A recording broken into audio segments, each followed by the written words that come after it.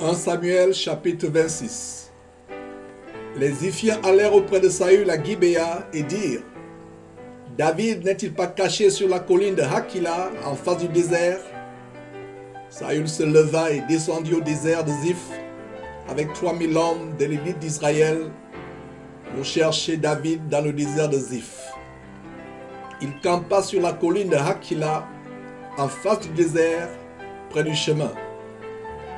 David était dans le désert et s'étant aperçu que Saül marchait à sa poursuite au désert, il envoya des espions et apprit avec certitude que Saül était arrivé.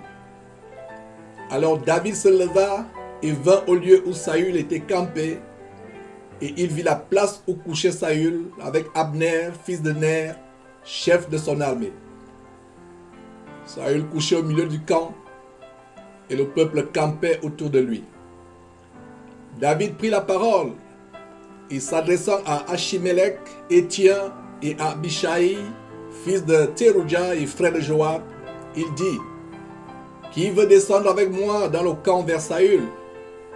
Et Abishai répondit: Moi, je descendrai avec toi.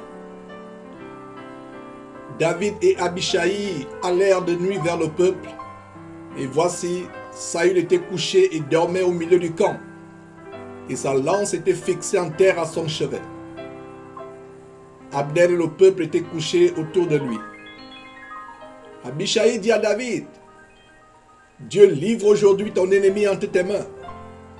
Laisse-moi, je te prie, le frapper de ma lance et le clouer en terre d'un seul coup, pour que je n'aie pas à y revenir.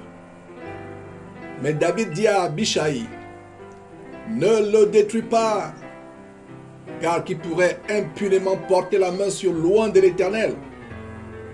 Et David dit: L'Éternel est vivant, c'est à l'Éternel seul à le frapper, soit que son jour vienne et qu'il meure, soit qu'il descende sur un champ de bataille et qu'il y périsse. Loin de moi, par l'Éternel, de porter la main sur loin de l'Éternel. Prends seulement la lance qui est à son chevet avec la cruche d'eau et allons-nous-en. David prit donc la lance et la cruche d'eau qui était au chevet de Saül, et ils s'en allèrent. Personne ne les vit, ni ne s'aperçut de rien, et personne ne se réveilla, car ils dormaient tous d'un profond sommeil dans lequel l'Éternel les avait plongés. David passa de l'autre côté et s'arrêta au loin sur le sommet de la montagne, à une grande distance du camp. Et il cria au peuple et à Abner, fils de Ner: Ne répondras-tu pas, Abner? Abner répondit: Qui es-tu, toi qui pousses des cris vers le roi? Et David dit à Abner: N'es-tu pas un homme? Et qui est ton pareil en Israël? Pourquoi donc n'as-tu pas gardé le roi, ton maître?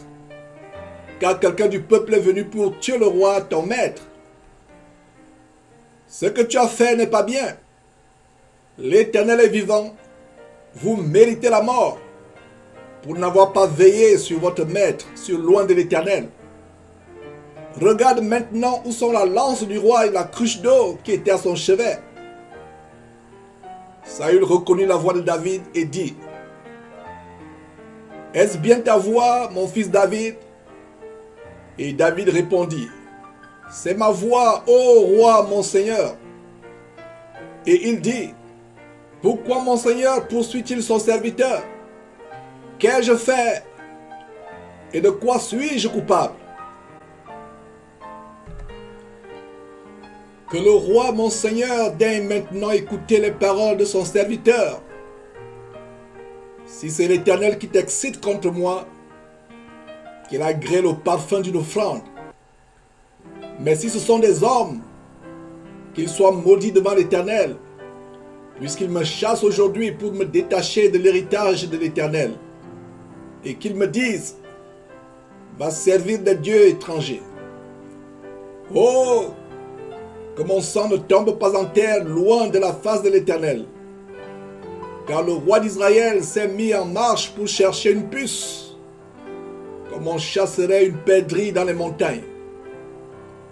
Saül dit, j'ai péché, reviens mon fils David, car je ne te ferai plus de mal, puisqu'en ce jour ma vie a été précieuse à tes yeux.